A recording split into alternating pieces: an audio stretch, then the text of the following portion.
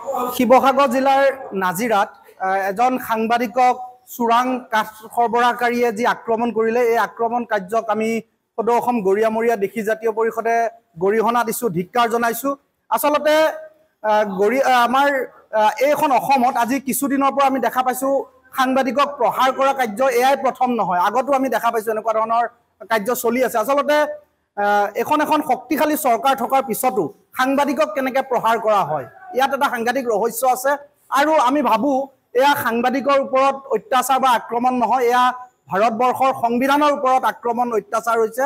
সেইকাৰণে আমি মুখ্যমন্ত্ৰী ডক্টৰ হিমন্ত বিশ্ব শৰ্মাৰ জৰিয়তে আমি শিৱসাগৰ জিলা প্ৰশাসনক আমি আহ্বান জনাইছোঁ যে কম দিনৰ ভিতৰত যি দুষ্কৃতিকাৰীয়ে আক্ৰমণ কৰিলে এই দুষ্কৃতিকাৰীক অতি শীঘ্ৰে কৰায়ত্ব কৰিব লাগে আৰু কঠোৰতম শাস্তি দিয়াৰ ব্যৱস্থা গ্ৰহণ কৰিব লাগে।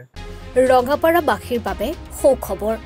আপুনিও যদি দুচকীয়া বাহন ল'ব বিচাৰিছে তেন্তে এতিয়াৰে পৰা চিন্তাৰ কোনো প্ৰয়োজন নাই। আপুনিও আহিব পাৰে DBP এছ'চিয়েটলৈ, বাজাজ টু হুইলাৰ ডিলাৰ। আমাৰ ঠিকনা ৱাৰ্ড নং 8 ঠাকুৰবাৰী ৰোড, ডাকঘৰ, ৰঙাপাৰা, জিলা শোণিতপুৰ, অসম। আমাৰ যোগাযোগ নম্বৰ হৈছে 9435-707-133। আন এটি নম্বৰ হৈছে 9707967285।